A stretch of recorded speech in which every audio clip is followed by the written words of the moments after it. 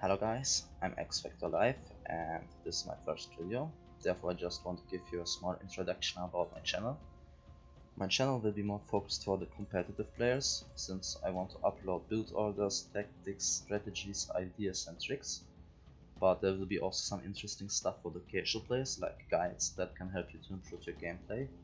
Also, I myself will upload some gameplay, which could be quite interesting to see how 250 flamethrowers deal or 40 bomber planes. We have to see about that one.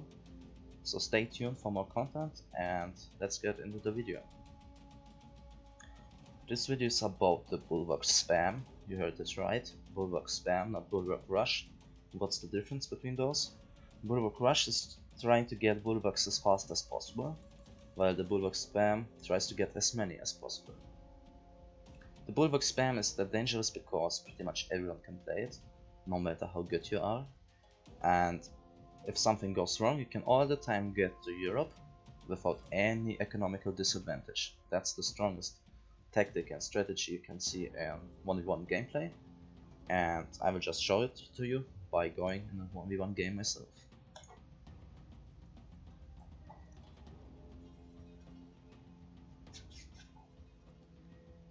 There we are, in one game. We will just start as usual. Build a house, build a warehouse at the very end of the line, nothing. That's unknown. I will just send my scout to the opposite corner. That's where you would expect your enemy to be. Now you just do usual stuff. That one will get another house, actually 2 houses. We are playing against Syriac. Alright. Looks like a pretty good spawn. It appears that it's a small map though, since there's already water. Now when I have like 15 workers, I personally go on the berries and get 2 upgrades. But you can do it as you want. As I said, the Bulwark spam is pretty much beginner friendly. You can play whatever you want and attack whenever you want. I will just scout him. Once I have the 3 houses, I will send him to the berries. Wait until I get like 18 to 19 workers to build another house, so I don't get pop capped. My goal is to have like 12 on the berries, since the strategy uses a lot of food. So, what do we got here? Unfortunately, we don't have any fish, at least I don't see it.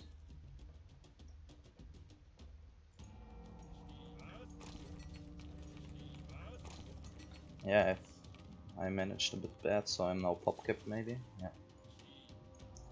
That kinda sucks, but to be honest, you can play whatever you want. It doesn't really matter, because that strategy is that broken that you can literally play whatever you want, how good you are or how bad you are, it doesn't matter.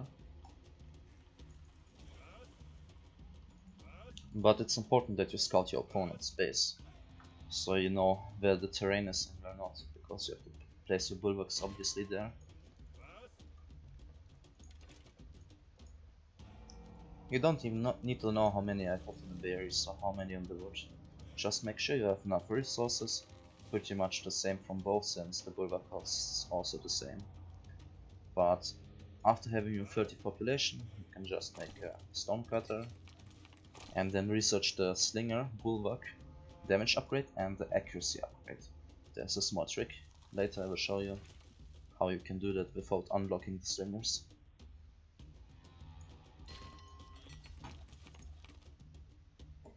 So how does it look right now? Our opponent is building a stonecutter at temple, which basically says that he wants to go Europe. I scouted pretty much everything here, so I just will delete my scouts so I don't get pop capped anytime soon. You can pretty much make... no, actually not. When I have like 30 workers, I usually go for the fur-shoes, so my workers walk a bit faster than building the bulwarks, but after that you can just make as much workers as you want. The good thing about the strategy is that bulwarks do not require any population, so you can make as much workers as you want, and if you don't want to attack him with your bulwark rush, you can just go Europe. And here's the damage upgrade, and that's the trick. You click 2 times on this and remove that one. Now you get both upgrades without the slinger research upgrade. Or not upgrade, but yeah, the research. Now you can just make as many houses as you want, and you can attack once the shoe upgrade is finished. That's probably the best thing to do. You could technically also attack already, but you have always to note that there may be some animals on the way, and the lesser workers you send, the more can potentially die and your opponent can defend. And you can even attack like 2 or 3 minutes later with like 25 workers, and that's what I will be doing now, just to show you how broken it is, even as a bad player. As a good player you could already attack, as I said, but I will on purpose wait, just to show you how broken it is.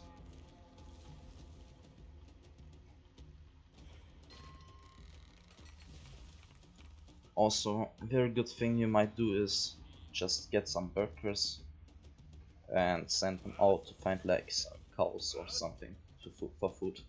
Because once you find like 500 food, you can make like 12 more bulwarks, which is a lot.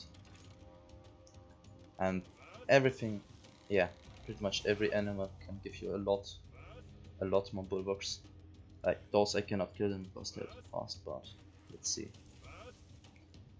A boar. We can kill a boar. We can make 5 more bulwarks with it, I think. So let's see about that. In my base I'll just make the, you know, more workers. Doesn't really matter, I can send them to the front line.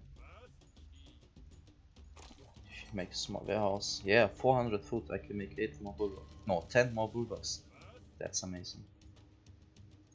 Upgrades done everywhere. So, another boar, very nice.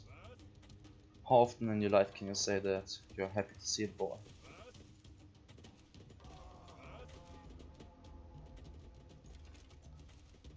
Opponent is getting Bronze Age already, upgrading stuff. I will just wait until the food is gone here. So, oh, another car. Oh, that's pretty good. I can make like infinite bulwarks, that's pretty good. Just wait and you'll see how strong this strategy is. It's amazing. I can even spam right now already, just preparing for attack.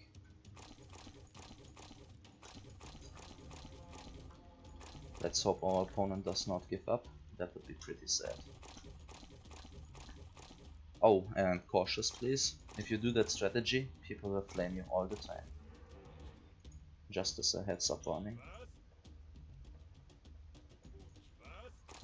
Might want to do some houses, so even if the Bulwark Rush does not work, we have 45 workers, which means we would have no problems staying in the game. We are just late on the age, but the attack will cripple them very much. Just make sure you don't go Bronze Age accidentally, because then you cannot make any bulwarks anymore. You can use the blueprints, but that's it, you cannot place any more, since you would have the Bronze Towers.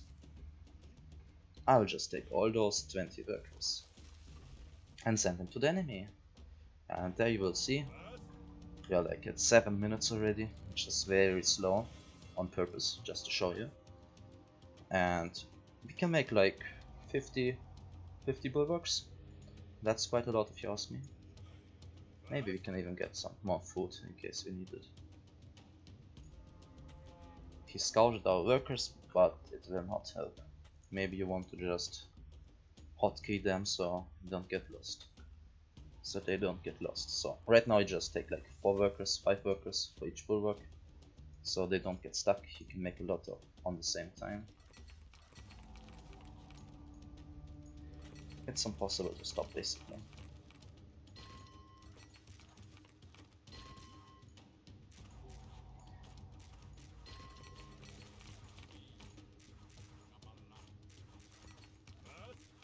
Now you just make a lot more bulwarks. Even if there are animals, they will not be stopped. Even if you had like 30 warriors, they could not defend. Because it's just too much bulwarks. And remember, your workers do 6 damage against buildings, so they are quite good at attacking. quite unexpectedly. You see, he's defending with Spearman, but you can just repair. And they get just destroyed. Obviously. And the thing is, even if your workers die, you can just send more workers. Like that.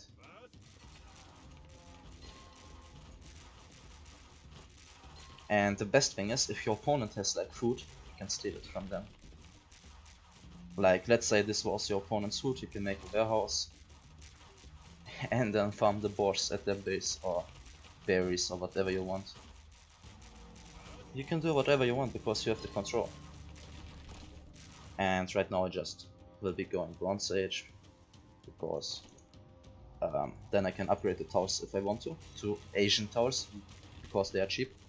But the thing is, the Bulwarks do full damage against buildings and the Bronze towers don't. So you only upgrade them if you need to. Like if the enemy has a great defensive force and wants to destroy them, then you upgrade them because they get much more armor. But right now you just spam, no need to get Bronze Age. Nothing he can do. Even if he repairs his main building, it will get so much damage that the repair costs are insane.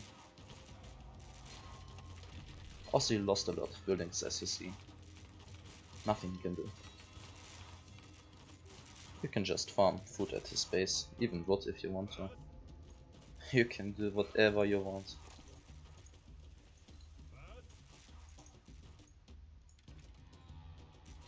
Yeah, literally whatever you want. You could even build your temple here. He has spearmen, and he can do nothing. Now you can even use your workers for taking the main building, since they do 6 damage. That's the same as a spearman would do, so...